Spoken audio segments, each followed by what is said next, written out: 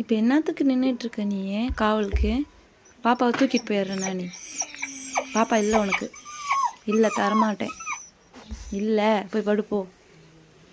நீ படுத்தினா தான் பாப்பாவை கொண்டுட்டு வந்து தருவேன்.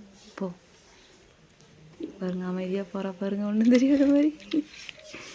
அவன் குழந்தைய தூக்கக்கூடாது, பார்த்துட்டு போகிறா பாருங்க. அவள்கிட்டயே தான் இருக்கணுமாம்மா. ஆனால் அக்கிராவுக்கு எவ்வளோ பரவாயில்லாட்டும். அக்கிரா வந்தால் ஐயோ தொடக்கூட முடியாது. தள்ளி நின்று ஒடிஞ்சிட்டு நின்று தான் நான் பார்க்கணும் குழந்தைய. சரி, இதுக்கு மேலே அவள்கிட்ட கொண்டு போய் கொடுத்துடலாம் நம்ம. பாவம் நின்று வெயிட் பண்ணி பார்த்துட்டு போகிறான். இன்றைக்கி கொஞ்சம் இருந்து போதும். அவங்க அம்மாட்ட கொண்டு போய் போட்டதும் பாருங்கள் எப்படி அழகாமல் உள்ள நவுத்திக்குவா பாருங்க. இதா அப்படியே தூக்கி அந்தான்னு போட்டுக்குவா பாருங்க. இப்போ இதா பால் கொடுக்கறதுக்கு அவ்வளோவே தள்ளிட்டா.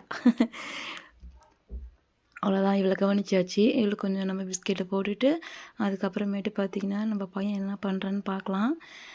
இவங்கள பார்த்துங்க, நம்ம சேவல் மட்டும்தான் நம்மளோடது. இவன் ஒரு நாளைக்கு 4 பேர் 5 பேர்னு தாராளமாக கூட்டிகிட்டு வந்துடுறான். சரிப்போ அப்படின்னு சொல்லிட்டு நானும் இவனுக்கு அரிசி போட ஆரம்பிச்சிட்டேன். அடுத்து பார்த்திங்கன்னா நம்ம பையனுக்கு வந்து பால் ரெடி ஆகிட்டுருக்கு பார்த்துக்கிடுங்க. அவன் இப்போ தீனி சாப்பிட ஆரம்பிச்சிட்டான். இருந்தாலும் பார்த்திங்கன்னா அவன் குட்டி பையனாக இருக்கிறதுனால சரி அப்பப்போ நானும் என்ன பண்ணுறது, அந்த பால் இல்லாமல் இருக்க மாட்டாங்கிறதுனால தீனி சாப்பிட ஆரம்பித்தாலும் பால் வந்து அப்பப்போ நான் அவனுக்கு கொடுத்துருவேன். ஸோ